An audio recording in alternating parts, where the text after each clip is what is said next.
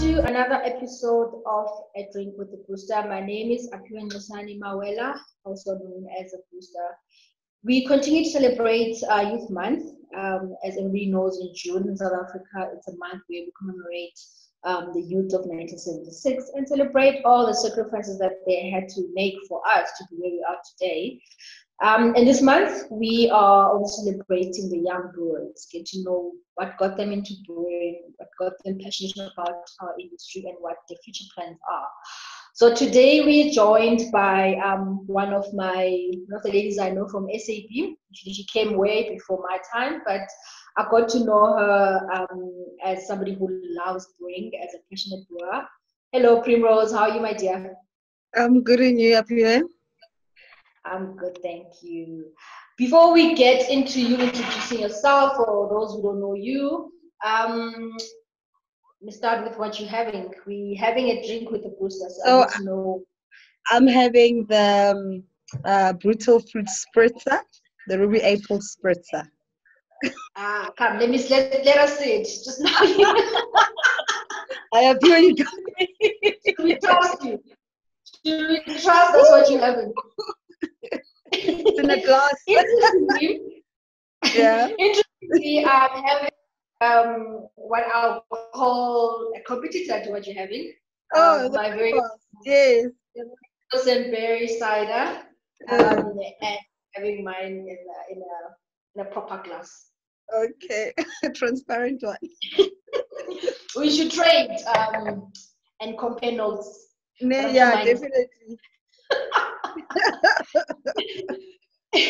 Anyway, for those who don't know who you are, you mind telling us about Primrose as a person, who you are, where you're from, then and then leading up to what got you into brewing, what you studied, and all that wonderful stuff. All right, so I'm Promise Moshidi. I'm originally from a small town in Limpopo, Marble Hall. So my grandmother from my dad's side was a female brewer. So I grew when I'd visit her during holidays, I'd see her brew, and people would come and have them combos. Like then that actually fueled my passion to get that interest in brewing. And then so from there on, I started researching about what brewing is and how to do it and on a commercial scale, like work for SAB. So then I studied Chem Eng at Tax. Then post my undergrad degree, then I joined SAB on the traineeship program. Post that, I became a team leader, yeast specialist, brewing specialist. Currently, I'm a brewing area manager. Yeah, in a nutshell. In a nutshell. That was a nice nutshell. And so how has the journey been like so far? Has it lived to the expectations, or? It has, and even greater, even more than that. It was. I was hoping it would be a challenging career with a lot of things to learn. It is a challenging career, but what I didn't expect was the work-life balance. Oh, that is still a challenge. Yeah, no, once you're in an area manager. Yes. Like you need a manager, you don't have a life. Basically, so that work-life balance is not there. But if you're passionate about something, then it doesn't really matter. And you still have fine time to go brew with your grandmother? During holidays, yes. Yes. And how has that? Because for me, what I found was that once you are a qualified brewer, which is something you forgot to touch on, that you actually completed. Oh yes. So I did my IBDs 2016, and then qualified later that year as a checked out brewer. Yeah. And are you in your way to do masters or not yet? No, I'm busy with a business degree for now, and then I'll master brew next. Because my plans. Are you doing your MBA? No, my PDBA, which is a PG dip, which is an entrance into the MBA at Henley. Oh, okay. So you have to go. I don't think you have much time then. I have, so I can say 2 more years. Okay.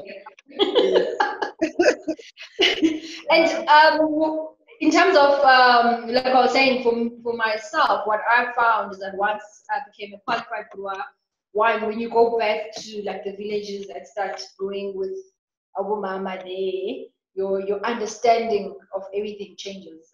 Yes, How it's was much deeper. Yes, yes. For me, it was like it wasn't just okay, but they're doing gombo tea, they're using King Kong and doing all of that. I now understood the whole science behind it. So yeah, yes. quite interesting. And they didn't think you were being too much of a because the guy they said I was just being too clever, but just let things be. But actually, my granny said the same thing. She's like, "Ah, this is just simple stuff. Why are you telling me about your science?" I'm like, "How? Go, go." If you were to pick one process through the putting you on the spot, sorry, if you Yeah. were to look at the whole commodity making process compared to what you studied through the IBT, what is the one thing or the one brain principle that when you look at the two and compare the two, it just, I don't know, fills up your heart, or it's a light bulb moment, or For me, whatever feeling it evokes. for me, it's the fermentation process. Like Okay. seeing everything come together and turn into alcohol and all of that. That really, it's quite interesting. Okay. Yeah. Okay. And why? I mean, you as a somebody who obviously went into text. I also went to text. Also, might have been Yes. years before you. Yeah. To do microbiology. I was never like Mm. sure. But I mean, as a chem eng, the possibilities were endless. Why SAP? Why brewing? Apart from obviously, I mean, it's one thing seeing your grandmother brew. I mean, every girl child has grown around seeing their grandmother or mothers brew. But what is it that made you, apart from that, if there's anything else apart from that, that made you decide, you know what, this is something I can do for the rest of my life? So for me, in terms of the chemical engineering part, so a lot of Mm-hmm. people around were the options that were there was to become a process engineer or go work in the bank or do that. But none of those things fascinated me. Another thing that actually fueled the passion was there was a microbrewery on campus. Oh So yes, yes. I'd sometimes visit them to just see what they're doing. Then that's actually what fueled me to say, you know what, this is actually what I'd like to do. It looked very interesting compared to Okay. me doing Did you, pump did you sizing. ever did you ever participate in the intervarsity? I don't remember seeing. No, I didn't. I would spend time there. Oh, okay, okay, Yeah, okay. Because yes. as you know, all the universities would once a year Mm, mm. meet up And then there's a in a competition on competitive campus. way. Yes, yes. Each university brews. Breaking, you're Yeah. breaking.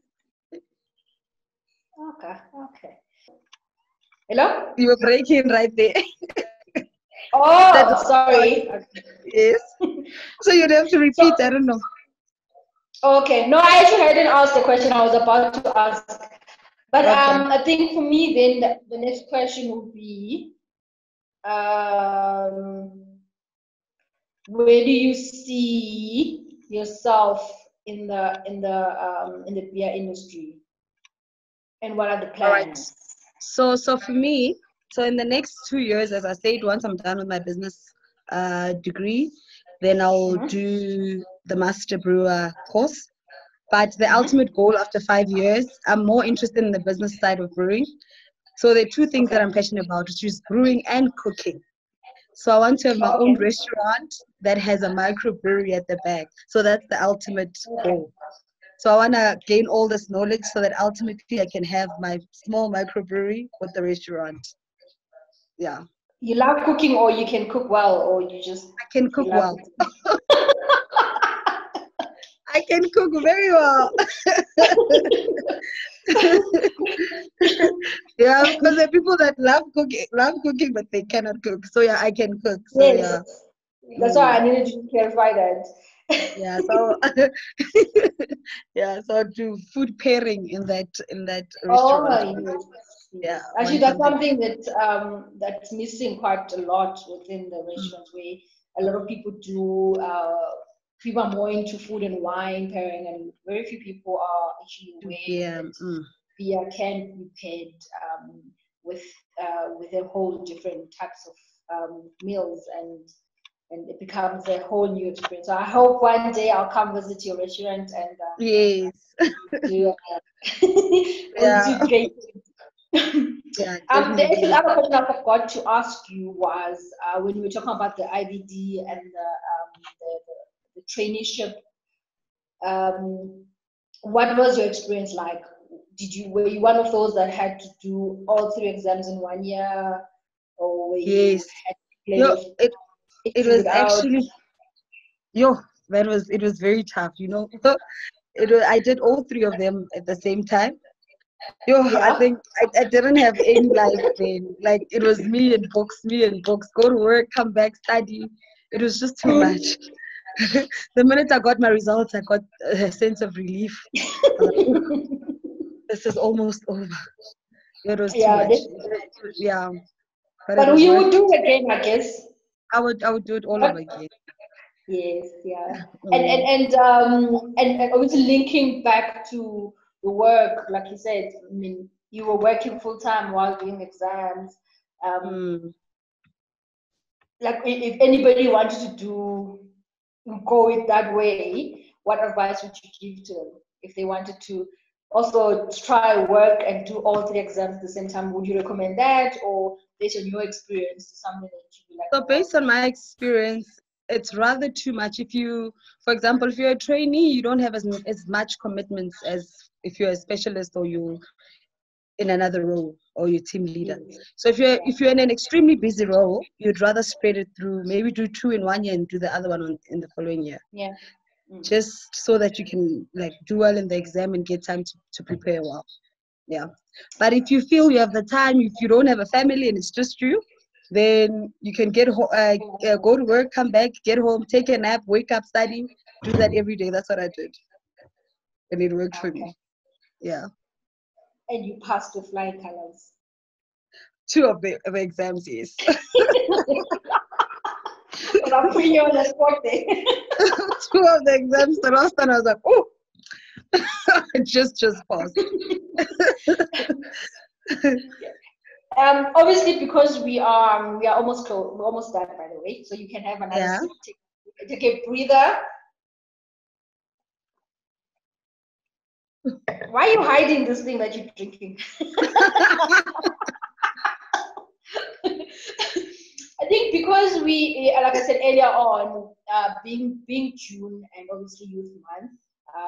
Mm. What does Youth Month first mean to you?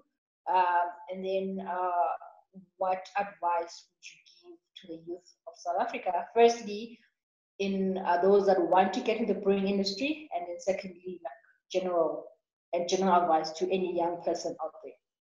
All right. For me, Youth Month, it's more about. It reminds me of how our people fought for the freedom and the life that we have now, and we should Yeah. always we should make positive use of it and use every opportunity that comes our way. And Mm-hmm. then in terms of advice for someone that wants to be a brewer, um, so we can either study chem eng, microbiology, be willing to put in the work. Once you have an opportunity to do your IBDs, don't get lazy. Just give it your all. It's all worth it at the end. And yeah, and generally to young South Africans, you can achieve anything that you want as long as you put your heart to it. Just be prepared to put in the work, and then you'll get the results of what you put in, basically. Yes. Mm. Yes. Mm. 100%. Yes. I think that is some great advice. And Mm. for myself, I would obviously like to thank you for the passion you have for beer and the brewing industry, and I hope that passion continues as you grow as a brewer. May you realize all your hopes and dreams.